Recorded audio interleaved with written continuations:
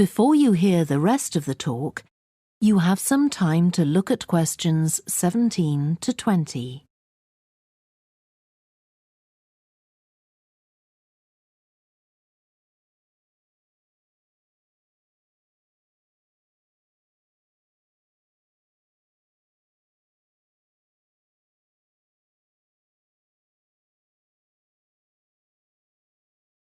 Now listen and answer questions 17 to 20.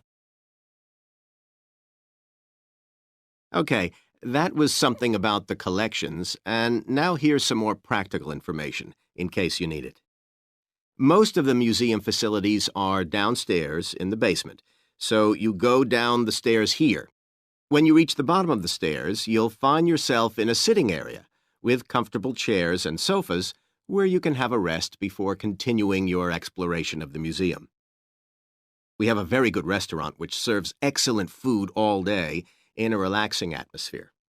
To reach it, when you get to the bottom of the stairs, go straight ahead to the far side of the sitting area, then turn right into the corridor. You'll see the door of the restaurant facing you. If you just want a snack or if you'd like to eat somewhere with facilities for children, we also have a cafe. When you reach the bottom of the stairs, you'll need to go straight ahead, turn right into the corridor, and the cafe is immediately on the right. And talking about children, there are baby-changing facilities downstairs. Cross the sitting area, continue straight ahead along the corridor on the left, and you and your baby will find the facilities on the left-hand side. The cloakroom, where you should leave coats, umbrellas, and any large bags, is on the left-hand side of the sitting area. It's through the last door before you come to the corridor. There are toilets on every floor, but in the basement, they're the first rooms on the left when you get down there. Okay, now if you've got anything to leave in the cloakroom, please do that now, and then we'll start our tour. That is the end of section 2. You now have half a minute to check your answers.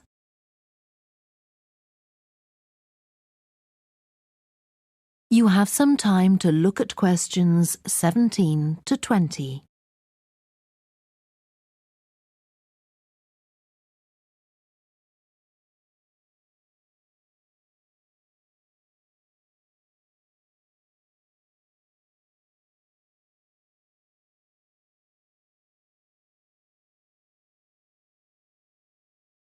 Now listen and answer questions 17 to 20.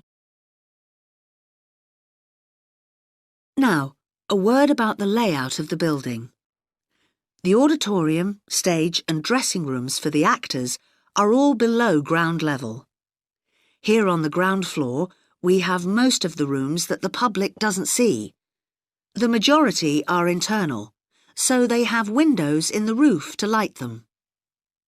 Standing here in the foyer, you're probably wondering why the box office isn't here, where the public would expect to find it. Well, you might have noticed it on your way in. Although it's part of this building, it's next door, with a separate entrance from the road. For the theatre manager's office, you go across the foyer and through the double doors. Turn right, and it's the room at the end of the corridor, with the door on the left. The lighting box is where the computerized stage lighting is operated, and it's at the back of the building. When you're through the double doors, turn left, turn right at the water cooler, and right again at the end. It's the second room along that corridor. The lighting box has a window into the auditorium, which of course is below us. The artistic director's office is through the double doors, turn right, and it's the first room you come to on the right-hand side. And finally, for the moment, the room where I'll take you next, the relaxation room. So, if you'd like to come with me. That is the end of section 2. You now have half a minute to check your answers.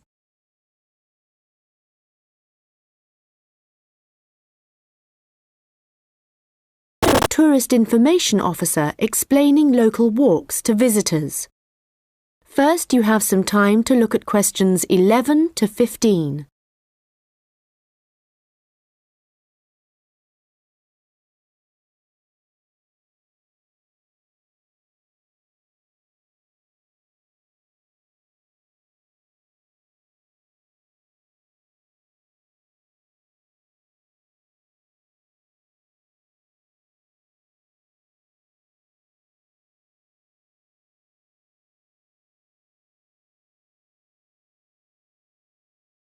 Welcome to everyone here.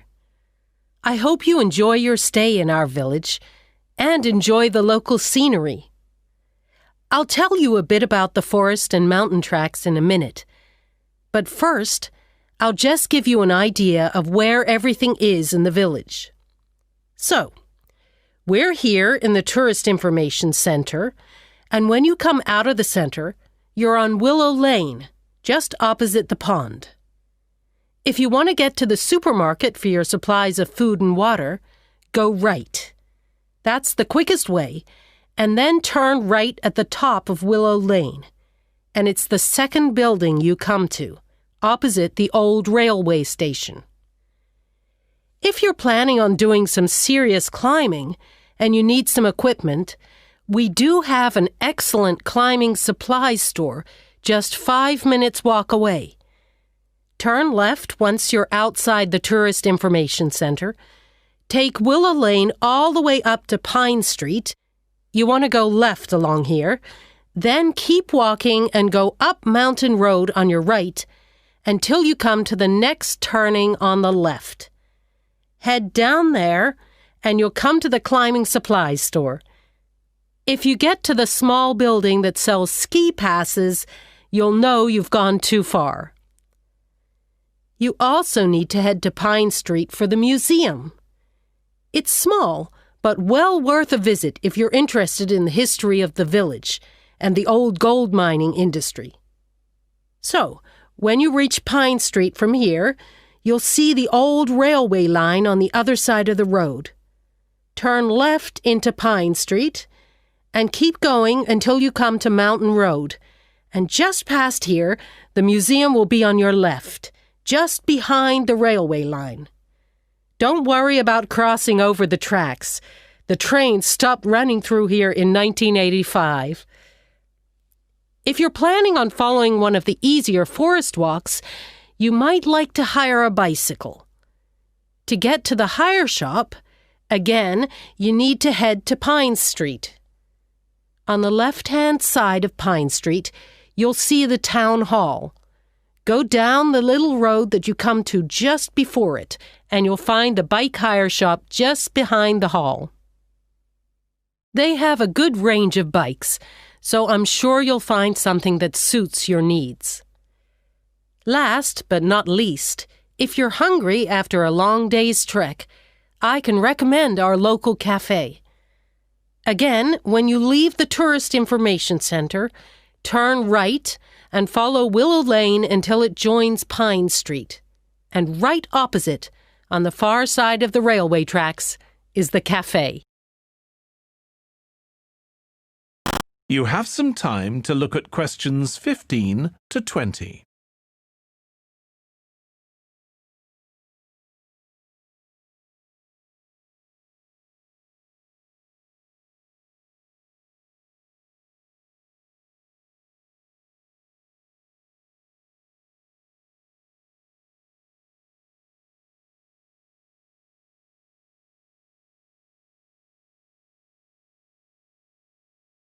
Now listen and answer questions 15 to 20. The sheep market is one of the main centres for art and history in the whole of the country. If you look at our map, you'll see some of the main attractions there. Most visitors start from Crawley Road at the bottom of the map. The Reynolds House is one of the oldest houses in the city and is open to the public. It's on the north side of Crawley Road, next to the footpath that leads to the public gardens. The area is particularly interesting for its unusual sculptures. The thumb is just what its name suggests, but it's about 10 metres high. You'll see it on Hill Road, across the road from the bank. The museum's got a particularly fine collection of New Zealand landscapes. It's on the east side of the sheep market, on City Road. It's on the other side of the road from the public gardens, immediately facing the junction with Hill Road. The Contemporary Art Gallery is on a little road that leads off Station Square, not far from the public gardens. The road ends at the gallery. It doesn't go anywhere else. That's open every day except Mondays. The Warner Gallery specialises in 19th century art. It's on City Road, near the junction with Crawley Road, on the same side of the road as the public gardens. It's open on weekdays from 9 to 5 and entry is free. Finally, if you're interested in purchasing high-quality artwork, the place to go is Nucleus. You need to go from Crawley Road up through Station Square and east along Hill Road until you get to a small winding road turning off. Go up there and it's on your right. If you get to City Road, you've gone too far. That is the end of section 2. You now have half a minute to check your answers.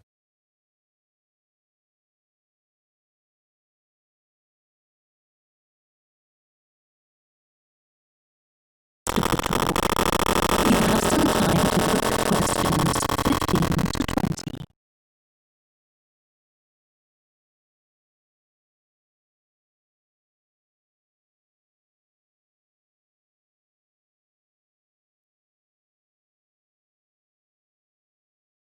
And answer questions 15 to 20.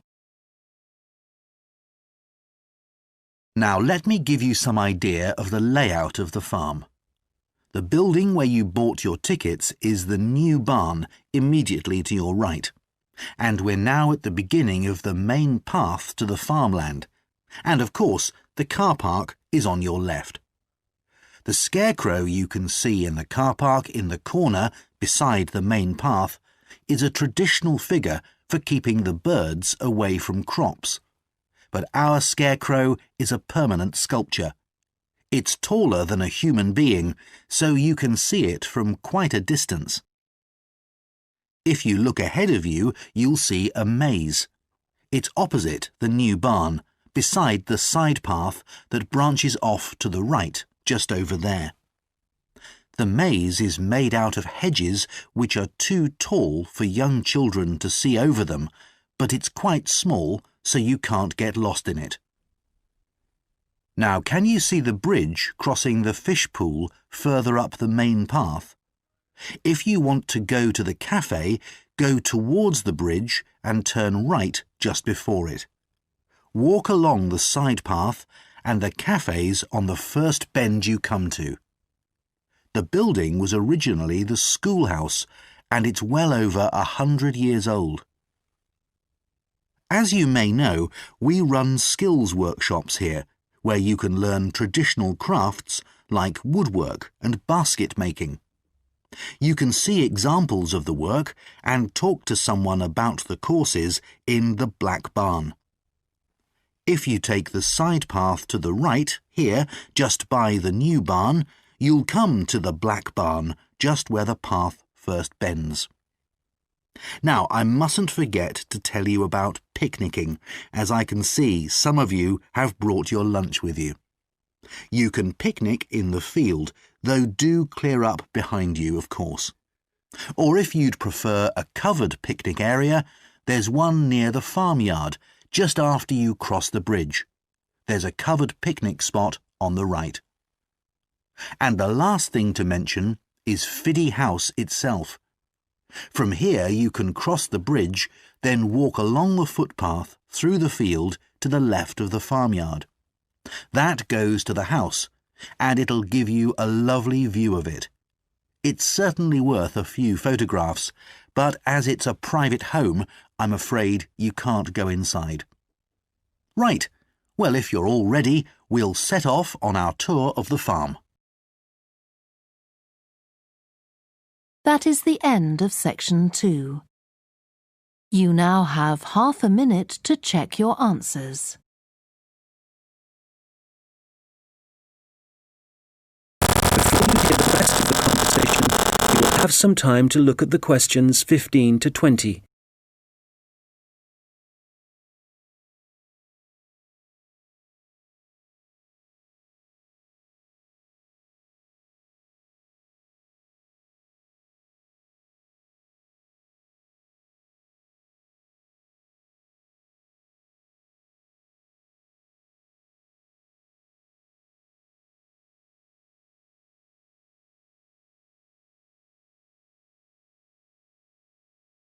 Now listen and answer questions 15 to 20.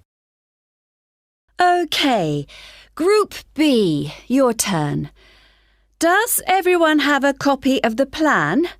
Oh, great. OK. We'll all be meeting in the car park. That's on the bottom of the plan. See? Now, if you've been assigned to the vegetable beds, to get there, you go out of the car park and go up the footpath until you reach the circle of trees. There they are, in the middle of the plan. And you see that the footpath goes all the way around them. Well, on the left-hand side of that circular footpath, there's a short track which takes you directly to the vegetable beds. You can see a bamboo fence marked just above them. All right? OK, if you're helping out with the beehives, pay attention. Look again at the circle of trees in the middle of the plan and the footpath that goes around them. On the right side of that circle, you can see that the footpath goes off in an easterly direction, heading towards the right-hand side of the plan. And then the path splits into two, and you can either go up or down. You want the path that heads down. And at the end of this, you see two areas divided by a bamboo fence. And as we're looking at the plan, the beehives are on the right of the fence. The smaller section, I mean. Now, don't worry, all the bees have been removed. You just need to transport the hives back to the car park. OK, for the seating, look at the circular footpath. At the top of it, there's a path that goes from there and takes you up to the seating area, alongside the bicycle track, and with a good view of the island, I suppose. OK, if you're volunteering for the adventure playground area, let's start from the car park again and go up the footpath, but then you want the first left turn. Go up there and then you see there's a short path that goes off to the right. Go down there and that's the adventure playground area, above the bamboo fence. That fence does need repairing, I'm afraid. Right, what else? Oh yes, the sand area. We've got that circular footpath in the middle. Find the track that goes east, towards the right-hand side of the plan, and where that track divides, you need the little path that goes up towards the bicycle track. The sand area is just above the bamboo fence there. And finally, the pond area. So it's on the left-hand side of your plan, towards the top, just above the fruit bushes and to the left of the little path. OK, as I said already, hopefully we'll be... You now have half a minute to check your answers.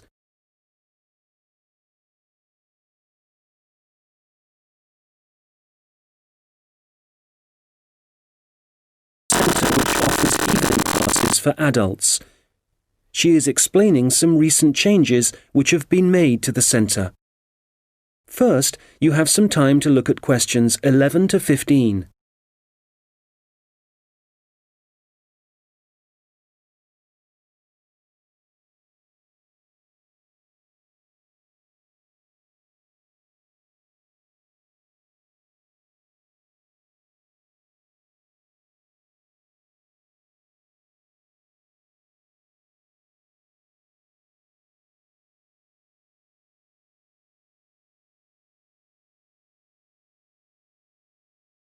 Hello. As some of you know, I'm Elaine Marriott, the head of the college's Learning Resource Centre.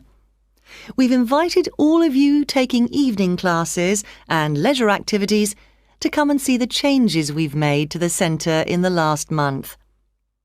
One major change we've made here on the ground floor is to the layout, as you can see from looking around you. I'm sure you'll recognise the desk. That's still in the same place, as it has to be just inside the door. But you'll see that there are now periodicals on the shelves in the corner behind the desk. We've brought them nearer the entrance because so many people like to come in just to read magazines.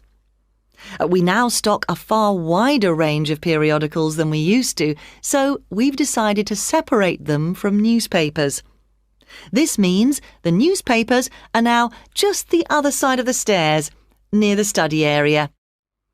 Now, another thing is that we've brought the computers downstairs. People used to complain about having to go upstairs to use them. So they're now at the far side of the building on the right, in the corner overlooking the car park. We've now got an extra photocopier. So as well as the one upstairs, there's one down here. You can see it right opposite the entrance, by the wall on the far side. The biggest change, though, and one I'm sure many of you will welcome, is that we now have a cafe at last. We've been asking for one for years. If you turn right, as soon as you get past the desk, you'll see the door ahead of you.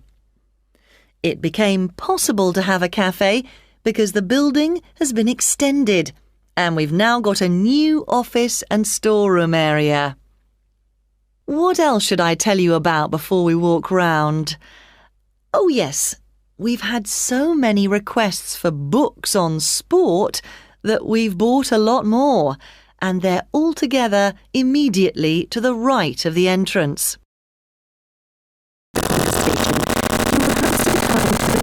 Questions 17 to 20.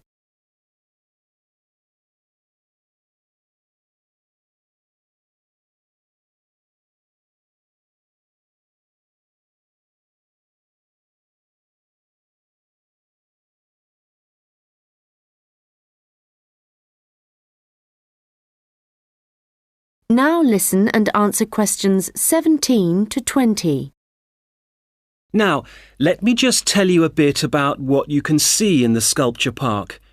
If you look at your map, you'll see the visitor centre, where we are now, at the bottom, just by the entrance.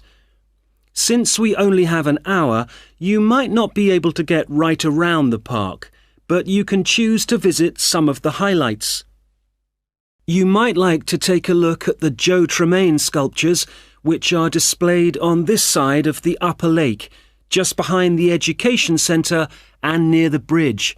They're really impressive, but please remember not to let your children climb on them. One of our most popular exhibitions is the Giorgio Catalucci bird sculptures. They're just across the bridge on the north side of the lower lake. I love the way they're scattered around in the long grass beside the lake, looking as if they're just about to take to their wings. You could also go to the garden gallery. It's on this side of the upper lake. From the visitor centre, you go to the education centre, then keep on along the path and you'll see it on your right.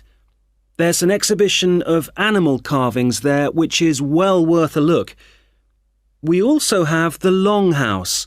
That's quite a walk.